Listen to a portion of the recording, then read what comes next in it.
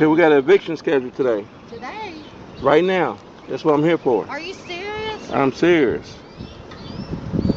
Well, why hadn't they contacted me? I've been to court. They put it off. They put it off. They put it off. I went to court 6 different times. Okay, well, I can't speak on that, man. I I just, can't get a hold of the landlord. He's in.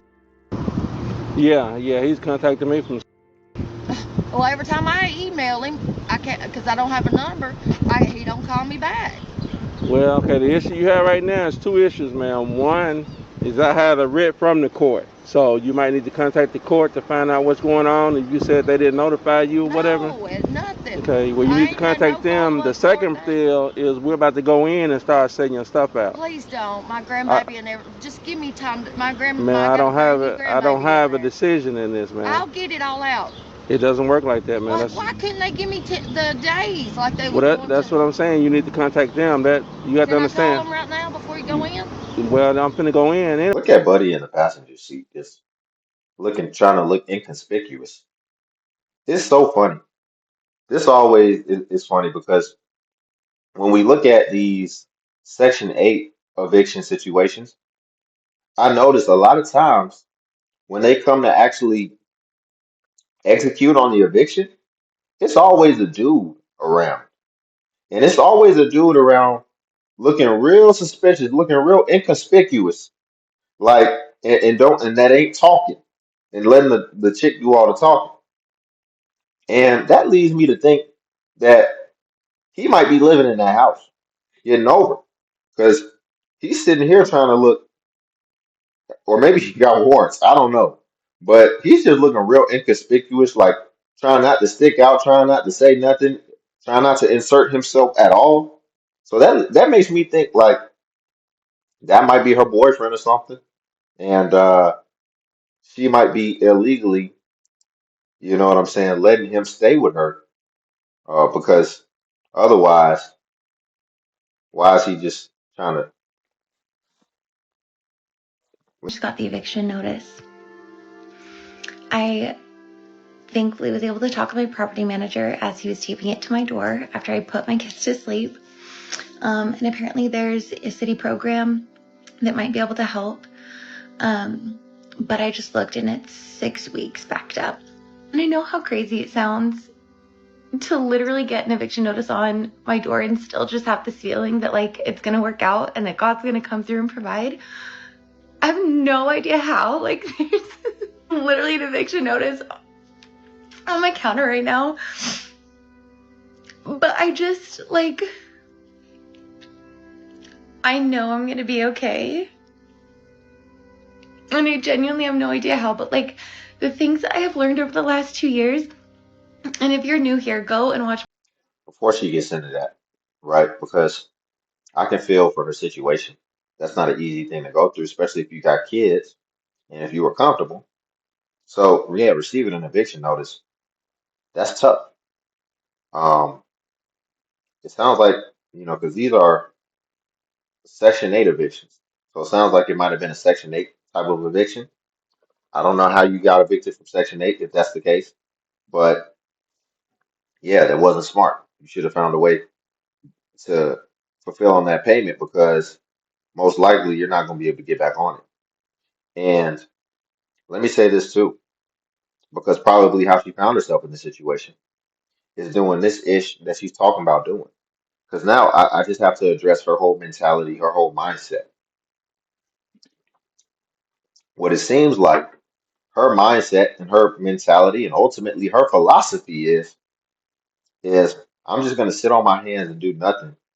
And some external force is going to come save me and relieve me of this situation. And that's the fastest way to be one of the few people to get kicked off of Section 8 because Section 8 is cheap. So there's really no excuse that you can't come up with whatever you need. I would even say, especially as a single mother. It's not that hard to get enough sympathy in order to come up with a couple bucks, which is usually the rent payment for Section 8. So I think she needs to audit her philosophy and the way that she goes about things and needs to start getting a little more active and trying to find solutions and ultimately trying to come up and conjure up a plan. My previous video, but I'm a single mom of 2 kids, and 2 years ago, God asked me to leave my 6-figure business and to wait while He prepared me for what's next. And even though, like, See, again, all this, some external force told you to leave your 6-figure business. How did that work out? You had a business making 6 figures, and God told you to leave that? Like, come on, y'all, really? Is that what we're saying? Obviously, there was something about it that she just didn't like and that was possibly uncomfortable for her. So she somehow probably came up with some type of reason or some type of sign that it was time to leave, right? Because if her mind was already focused on it, it's called your, let me explain what it's called first. It's called your reticular activating system. Let's say if I'm thinking about the color green right now and I want to find everything that's green. Because I'm focused on that now, I'm going to be able to see everything green and I'm going to fixate on that immediately. So if you were already wanting to leave your 6-figure business, you were going to fixate and you were going to see all the things that would then guide you to leave it. It wasn't an external force. Um, I don't know, but again, ultimately, we need to take a little bit more responsibility. We need to get a little bit more active, a little bit more proactive, and not do dumb things, right? It's no different than if somebody has a good job, but maybe they don't like their boss. So now all of a sudden, you know what? Something's just telling me I just need to quit right now.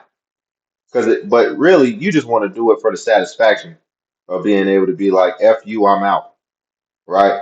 Because maybe there might be a situation going on.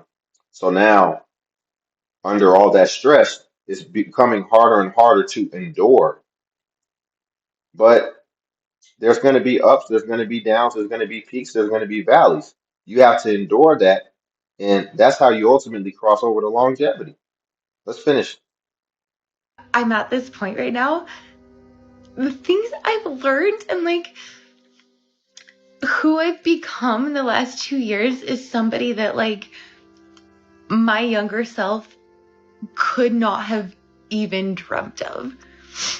I am so, so much happier and so free and so much more confident. And I know who I am now. And I'm so much more at peace. And I'm no longer like hustling, trying to prove my worth and running out of fear. Like I'm so peaceful. I'm so content. Listen, man.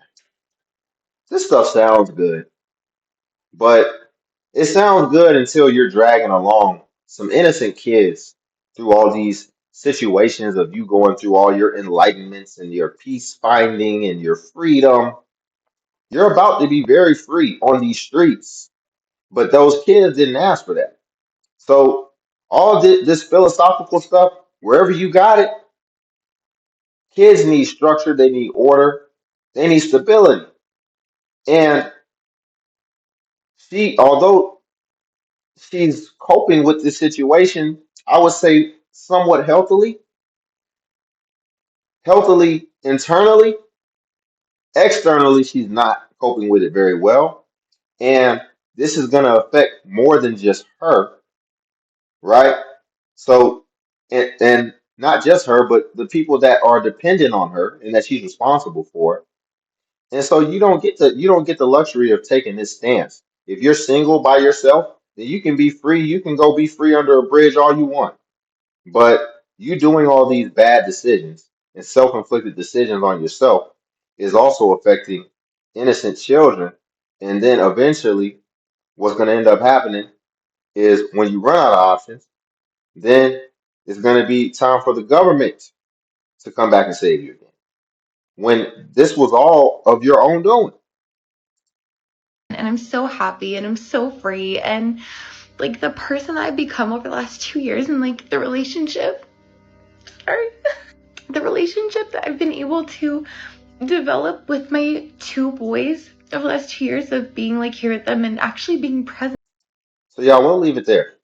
You know, I think she's a little kooky. She's making really bad decisions.